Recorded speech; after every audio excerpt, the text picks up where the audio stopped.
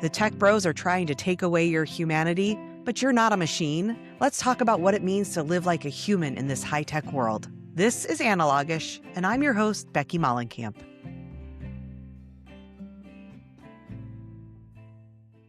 Welcome back. Today I am joined by Paula James Martinez, who is a former fashion director at Refinery 29. I don't even know if that's still around, but I remember it. Founder of Cuqui Media, being back publishing to teens, print publishing, which is why I'm excited to talk to you. I also worked in media for a very long time, back before the internet, and also very interestingly entering print media right as the internet started to happen and the landscape completely changed. I'm also old enough, though, to remember having been a big reader of magazines as a teenager. Yeah. I loved, this will age me, Sassy. I had every issue of Sassy magazine. It was such a meaningful part of my teenage years. And so you're younger than me, I can already tell. But what is your background with magazines? Did you grow up reading magazines? I grew up in the UK, so we didn't have Sassy, but we What a had shame. the equivalents. We had Sugar and like all of these kind of fun, crazy teen magazines. I grew up in a small town outside of London in Essex, and magazines were really like my window to a world that was much bigger than I was, and I think for so many people that was like, oh, that was the dream. I was talking to someone recently, there was like 3 young woman dreams when we were younger, and one of them was to be, in 13 going on 30 and be that magazine editor in New York City and like have that kind of amazing adventure. And so that kind of opened my world into like fashion. I was really weirdly fashion obsessed. I read like Vogue as an 11-year-old. It was like my specialist, like strange niche subject. And so I went to fashion school at 17 in London, mostly because it was actually the only course I could take at 17. And I wanted to get out of my small town.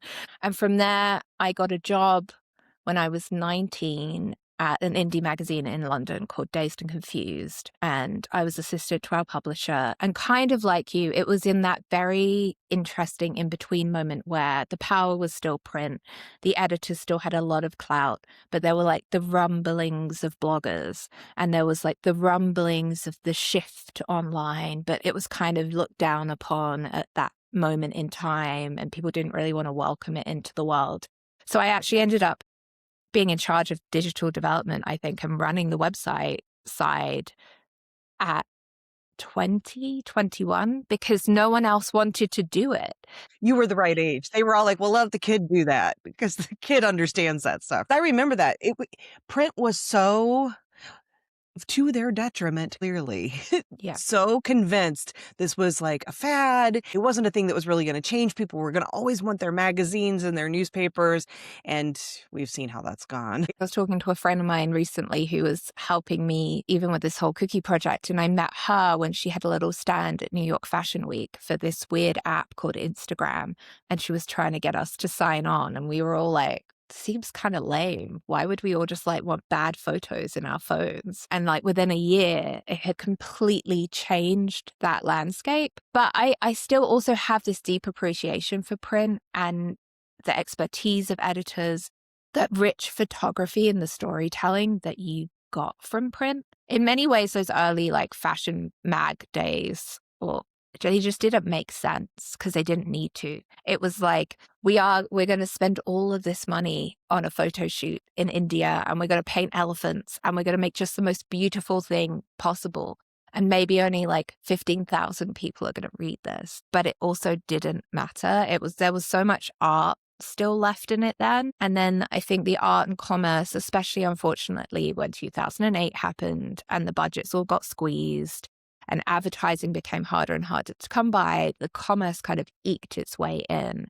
And I think that was the moment the door opened for digital, because it costs money to print things and it costs money to send them out into the world. And digital doesn't have any of that. And it has that ability to reach millions almost instantaneously, as we know. So It's weird. Like looking at that time, I was so gung ho about digital because I felt like I was the new guard and I was open and I had friends who were bloggers and the other editors looked down at the bloggers, but I was like, no, they have a perspective and we should let them in. So to me, that time was really, really exciting.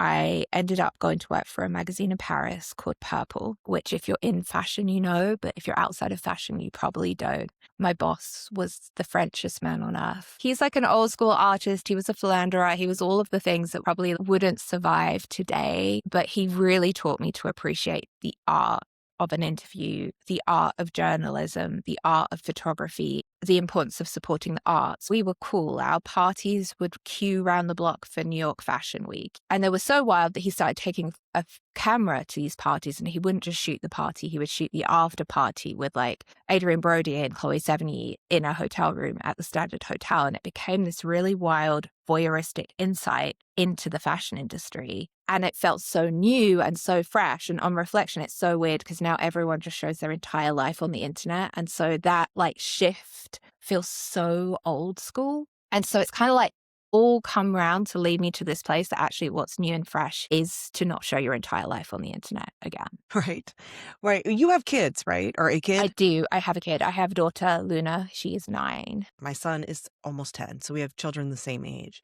And it's really interesting watching Gen Alpha Yeah. and understanding their relationship with media. We remember a life before online. Yeah. You, even more than I, had a much more formative part of your life online and have totally, in your case especially, it sounds like kind of embraced it. And now we're reaching an age where we're sort of feeling the overwhelm, I think, Yeah. of being so on display, especially I think people who own businesses, but I think everybody, just this feeling of this pressure to be a content machine, constantly be creating, to constantly be sharing, to be authentic, to be Yeah. vulnerable, all these things that have become keywords. And our kids have only ever known that world. Yeah. And for us, what I'm feeling, what you're feeling is a bit of this nostalgia for the time before, but they don't have that nostalgia.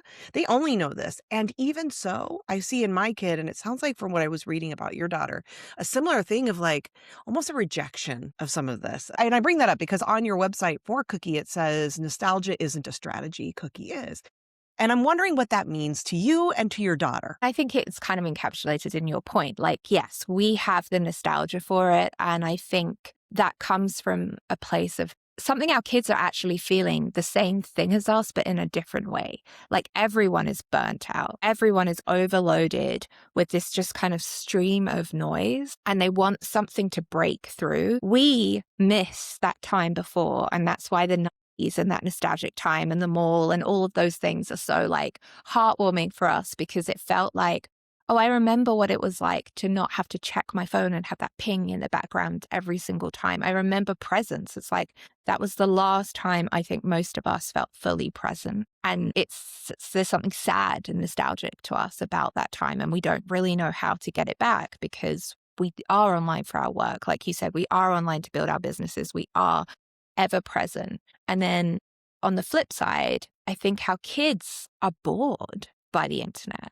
It's like they've reached the end of the internet and there's nothing new under the sun. And what is new and exciting to them is a magazine, is like something coming in the mail and unboxing. My daughter, we live in the mountains in North Carolina, and she reads our like funny little local newspaper cover to cover just because it comes through the door and it's like talking about farmers markets and like knitting circles. And she keeps me up to date on like the latest like gardening fair because she reads it just because it arrives and it's physical and it's there.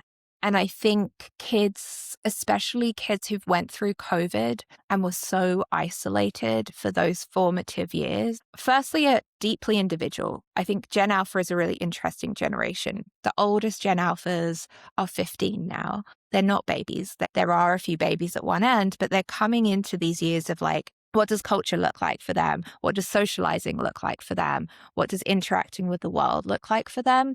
And they're like falling almost into two camps of like bubble children whose parents are keeping them completely offline. So they have absolutely no way to interact with culture, which is really rough on them. Or on the flip side, they're maybe looking at older siblings, or they're seeing all this kind of literally AI slop, which is causing you to just go, I don't care about any of this because I can't see the wood for the trees. And going, okay, I want something else. And, vinyl sales are the highest they've been since 1983. And at the moment, it feels like almost like they're cosplaying the 90s because they don't know how to do it. And Does. It does. my daughter was like just on weirdly, the cover of the Wall Street Journal talking about her tin can phone, which is like the landline Wi-Fi phone. And when she first got it, there was so much about phone etiquette they didn't understand. She and her girlfriend were like, the phone is glitching, it's not working. I was like, that is a dial tone. You have to type in a number and then it will ring. We can't build it in a way of like, we're just going to put this on the newsstand and hope they turn up, because they don't even know what a newsstand is and the newsstand doesn't exist. So to me, it's like, what do they really want? They want something physical. They want something that they can interact with, and they want community. So we're launching this summer with a hardback journal, kind of as our first offering into the world. And it's called The Universe. And the front half is our universe and the back half is their universe. And it's like space and prompts for them to create and journal and gather together. And we're working with groups to do concerts or movie screenings and go like, what does it mean to get together and like share your thoughts and like put your memories somewhere physical? And they're really into this concept of like junk journaling. So we're like, let's lean into that. But then from January, we shift into like truly what Cuqui is, which is a year's monthly subscription that comes in the mail. Sometimes it'll come with gifts. Sometimes you will get discounts on movie tickets so you can go out in the world. Sometimes there'll be like local master classes. We're working with PBS Young Reporters, for example, on like how to write.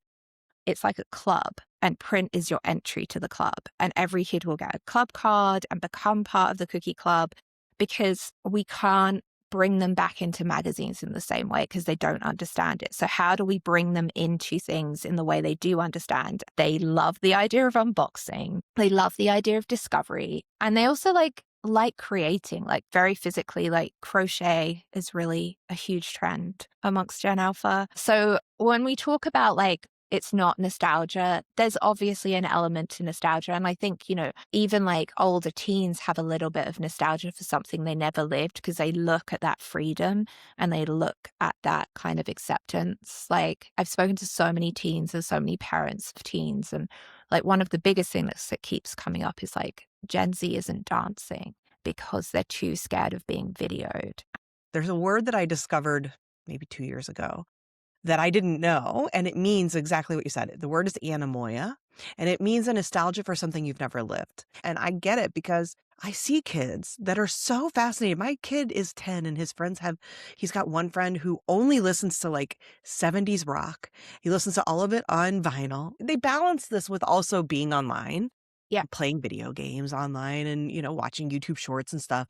But there's also this real longing for something else. So you noticed this in your daughter, I'm assuming is what brought you to saying, I want to bring about a new project. I'd love to know kind of the birth of Cuqui. The birth of it is completely ridiculous in the sense of I don't think I even had really thought about making a magazine. Mm. I think if you go all the way back to the beginning of my career, I always know I've like held very close to media and I followed media and I kind of stayed close to the culture. And I was like, something is about to break in the way that we consume media. And I was watching everything crumble and collapse more from like my own, adult viewpoint of just what's happening to my peers and the layoffs in the industry and all of it. I was like, this can't continue.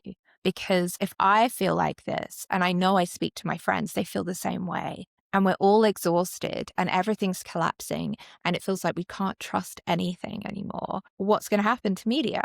And so I kind of just started there and I randomly posted on Threads, I'm the mother of a 9-year-old girl and I'm trying to keep her off social. And I think we need to bring back print. Who wants to help me? And it sparked into this huge kind of following. 2,000 people emailed me within days, all my friends who were editors reached out. I have got like masses of support. And it made me realize that feeling of trying to like fill a hole in myself, but also looking to kind of that void that my daughter has culturally wasn't just me. There's a groundswell there of people who feel exactly the same way. And I think in that moment, I was like, I don't know exactly how to do this, but I'm going to just start. And so I just started. I just started talking to like teenagers. I started talking to moms. I started talking to editors. I started talking to people in the media. We spoke to like everyone from like PBS to like ex-MTV executives to Nickelodeon, like We Knew Kids, to schools or therapists who are dealing with like all of the issues and the social anxiety that children face today. And I was like, all of this is bundled in one. And I can't pretend that I'm going to fix it by making a print magazine. But I was like, perhaps we can be like a tiny spark followed by hundreds and hundreds of other tiny sparks that join together to be like, okay, this is the next thing. Like we've had enough. We've burnt out on kind of like these bros with algorithms telling us exactly what we should know and consume and who's allowed to have a voice. And it's got boring. You know, like people are posting and joking, but they're like, Instagram is dead. And I'm like, I don't think Instagram is dead, but I do think the amount I cared about Instagram is very different to the way it looked a few years ago. And so what's next? And that is what this is for me. It's like the unpacking of what's next. And I'm doing it in like a very specific age group and genre because I think they most desperately need it. And they're the ones that I'm most desperately worried about. And also just from a selfish perspective of I have a 9-year-old daughter and what is she going to read? And I don't want her to feel her self-worth from TikTok videos. You just said with Instagram, what's next? I was just having a conversation with someone else that I long for the days where it was just a photo because everything has been on this journey of, well, now we have to add more. We need more bells and whistles. We got to have more to hook them in to keep them staying. A little bit of a creative expression has turned into you got to post everything about your life all day long, just all consuming. And for people, younger people, that does, I would think, begin to play games with your self-image and self-worth. I mean, it does it to us. Oh, I can do it with all the wherewithal of like, I'm an adult and I'm a mom and I've been through these things and I understand media and I understand how media was created to make us feel bad. And, you know, I can't say as a fashion editor that fashion magazines were all sunshine and rainbows. They definitely weren't. But there's a difference to the insidiousness, I think, you know, whereas a magazine, you could close and you could walk away and then you would just be you and your like 6 girlfriends dancing in your living room. That part has ended. There's no closing of the media now. That dance with your girlfriends now becomes a performance that you have to do 72 times to get right to put on TikTok. And if you don't get enough likes, that's the part that's like really kind of scary to me. And it's hard because we're fighting dopamine. I don't know if there's a way to do it, but I think younger kids know they want it because they know it doesn't feel that great anymore. And I also think there's kind of something punk and subversive now about being offline. And so to them, it's cool. You know, my daughter at her school, they say that's so AI, as in that's sus. Like it's fake and gross if that's so AI. It feels like they're raging against the machine a little bit by unplugging. And I also don't want to be like, look, there's so many great groups like the Anxious Generation or Half the Story and all of these people talking about the detriment it's doing to our kids. But I was like, that's not my job. My job is to turn on culture. I'm not going to tell them no. I don't want to tell kids no. I was a terrible teenager. If anyone would have told me no, I'd have just like climbed out the bedroom window and gone anyway. So this is their version of that. So I was like, okay, then we just have to make it cool. I'm like, we're talking to groups like that work with teens in rock music and we're talking to bands and we're talking to like young curators. This has to be a space for them. I'm not going to pretend like I'm building their culture because I'm not. I'm too old. I'm not cool. I'm a mom. I'm going to help build a container for their culture. If we're going to have an interview in the magazine, I want a teenager to interview that celebrity because they're going to ask different questions. That part's really important to me, that we kind of build it out from the grassroots, that this isn't just like a new way to sell lip balm to 15-year-olds. This is really a cultural magazine that we build kind of brick by brick with teenagers themselves. We don't have to get too much into the weeds of the business structure part of things, but print is expensive, as you mentioned Hmm. earlier, always has been. So there's also now economic reasons Hmm. why I think the online experience continues to dominate, even though it feels like there are so many of us longing for a bit more of this tactile experience. So how are you dealing with that as you go about creating this so that it does stay something that is accessible to a degree? I have amazing printers. They're in the UK. They're very sweet. The journal is not the cheapest thing in the world, but it's actually kind of like our first offering.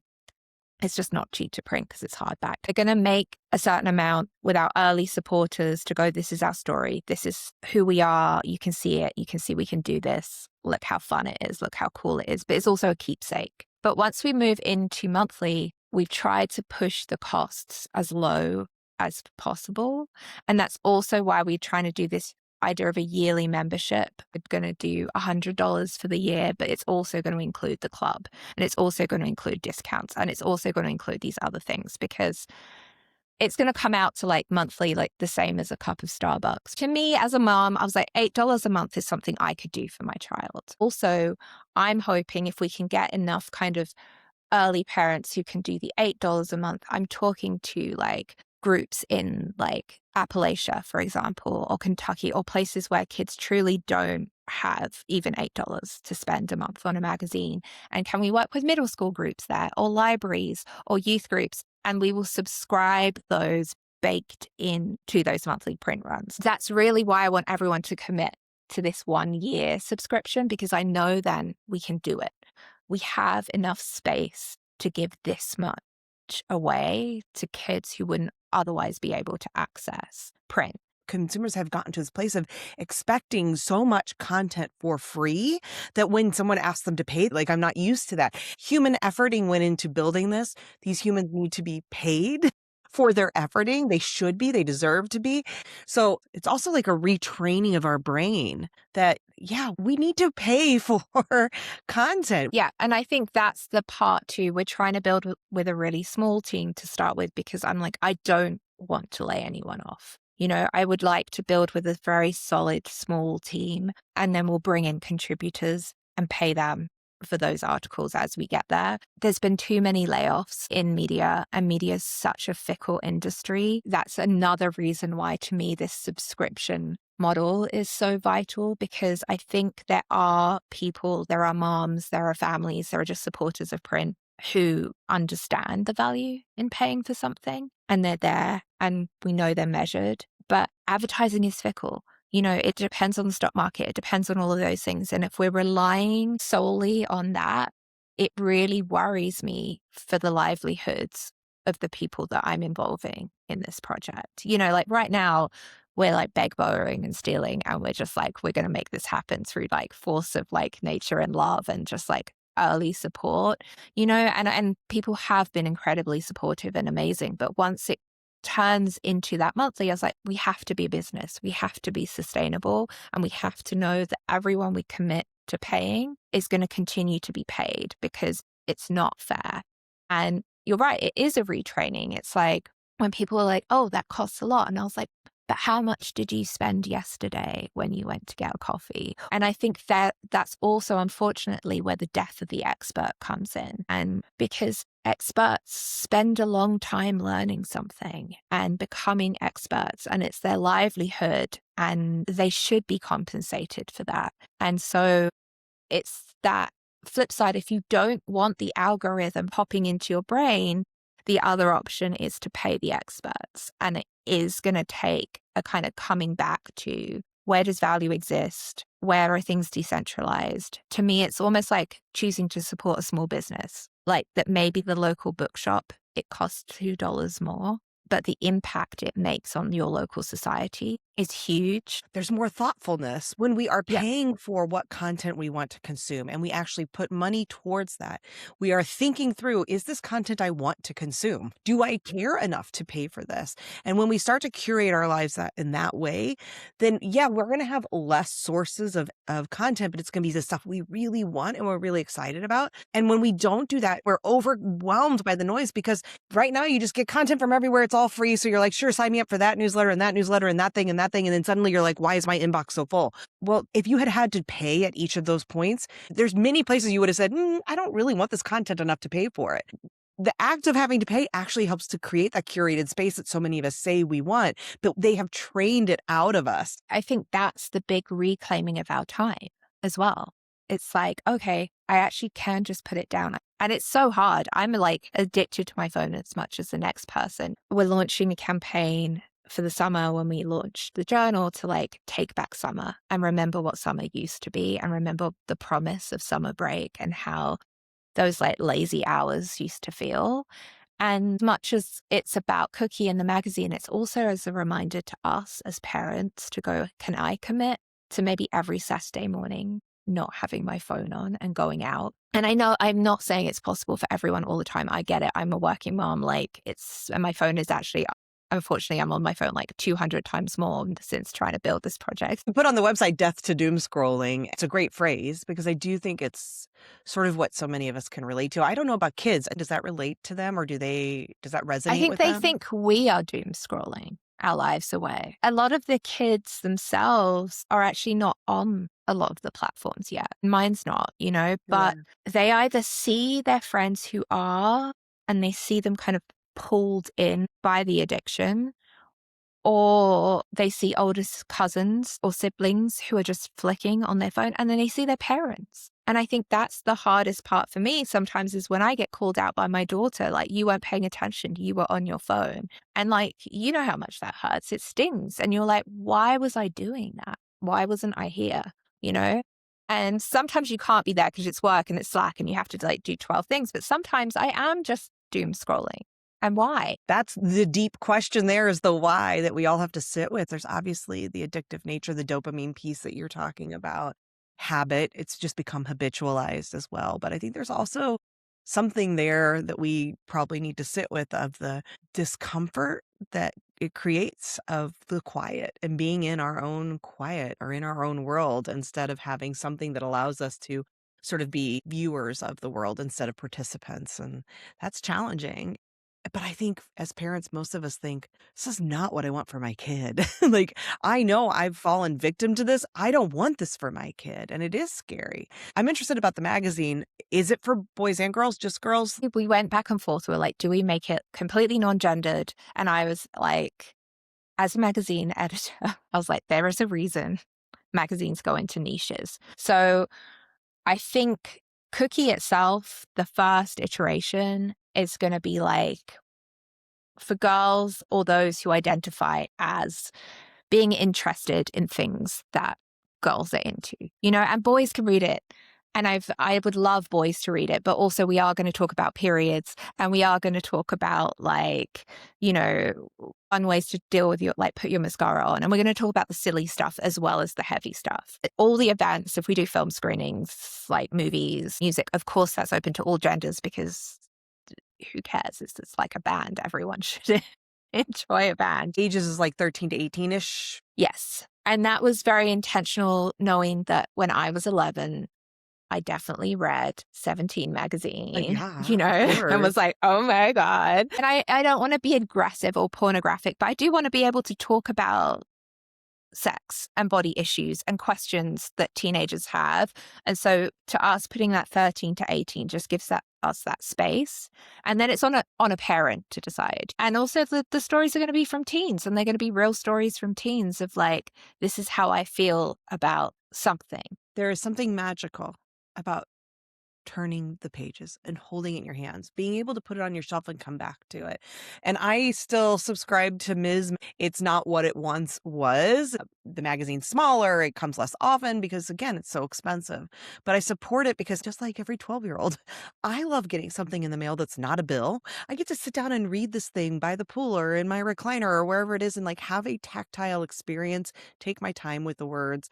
And so I think, for adults too, even if this magazine isn't your magazine or look for your kids, I think that's just a reminder too that we can still support that kind of media. We can still find those tactile experiences and integrate them into our lives as well. For people listening, what's the one thing you'd want them to take and maybe do this week?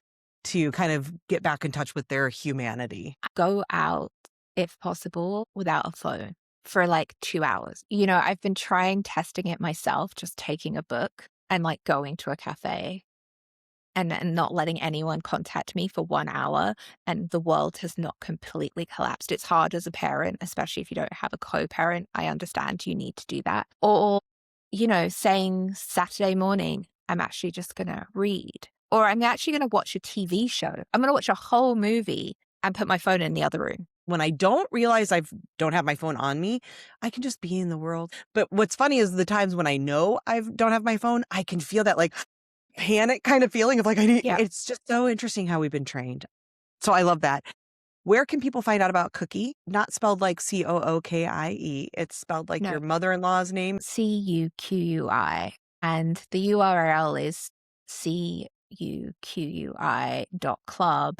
And really, what everyone can do initially is support us by pre-ordering a journal. It's more like our early pledge to go, hey, do you care about this? This is like a small way that we can like build this and make sure it actually really happens. We're talking to some amazing brands. We're talking to some amazing supporters. I had venture capital reach out to me pretty early, and I think I realized I would never be able to build it in the way that we need to build it if we did it with that kind of money. So we are bootstrapping. And so that like initial commitment that anyone could make is like the biggest like intention setting for me to also just show other people like it's more than just a thread. People really want to do this and they believe in it. So go to cuqui.club, sign up for the journal for yourself and your kids, your nieces, your grandkids. Support it. It's basically the sort of Kickstarter, the thing Yeah, that's showing that there is this need. And I think we can all agree there is a need. So thank you so much, Paula, for having this conversation with me. appreciate it. Thank you.